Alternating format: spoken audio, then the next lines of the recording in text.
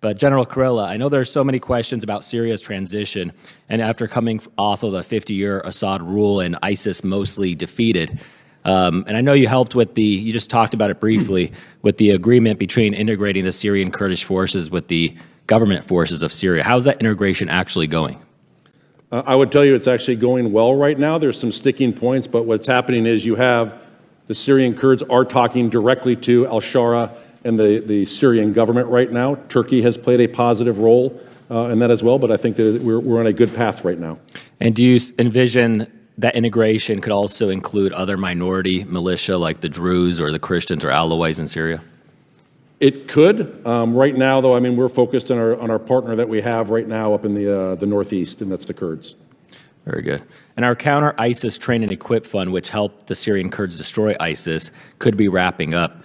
Now, can or should the train and equip shift to include Syria's forces? I think that would have to be a wait and see. I think the fact that we're at the table right now having this discussion, and that will allow us to make an assessment of that if that would be a wise choice. And how concerned are you about the foreign fighters possibly being integrated within the Syrian armed forces? That is the reason we have to take a wait and see on this. And are they integrating them right now? So right now, I mean, if you remember, these are some of the people that brought Shara into power. They are integrated into some portions of the government, and this is something that we have to make an assessment on. Very good. Now, shifting toward Iraq, the same train and equip fund is also used in Iraq. But why are we subsidizing Iraq currently when it's withholding public salaries and military equipment from our Kurdish allies up north? They have challenges every now and then. We end up working through them. They end up getting the salaries. They end up getting the equipment.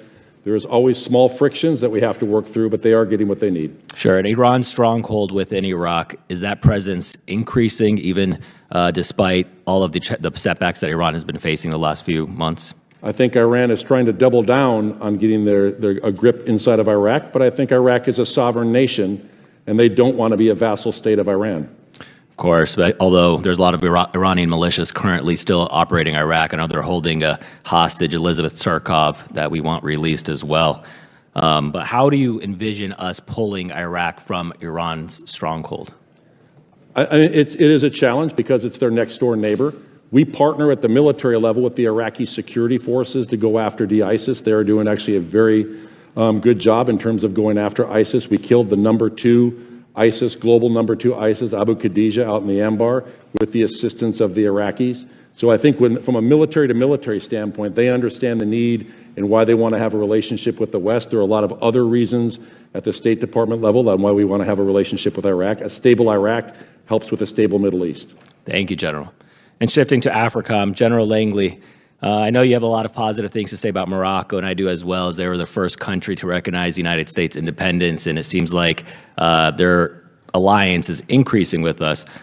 Do you ever envision moving the headquarters of Africom from Germany to an African partner country like Morocco?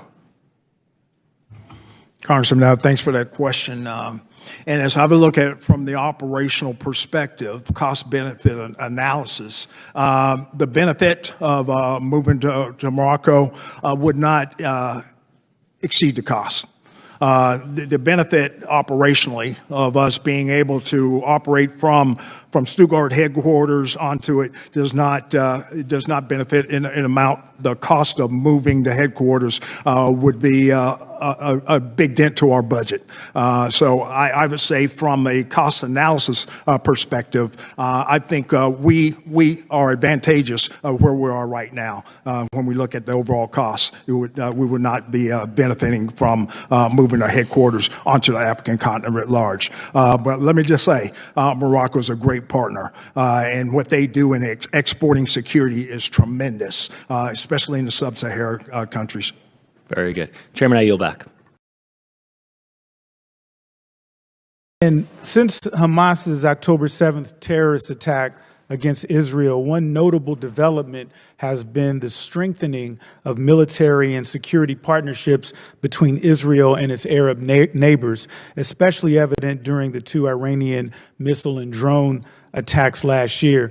This growing security cooperation has shown potential in laying the groundwork for peace. And to the ranking member's point, we endeavor to see a future for Palestine beyond Hamas. So, General Kurilla, from a security perspective, how can enhanced cooperation between Israeli and Palestinian security forces or broader regional security coordination help establish a foundation for long-term peace and stability? Great question, Congressman. There has to be, Hamas cannot be in charge. There has to be an alternative to Hamas. I think that is some form of a Palestinian governance. I think the regional partners can work with Israel to figure out what that is and with the Palestinian people.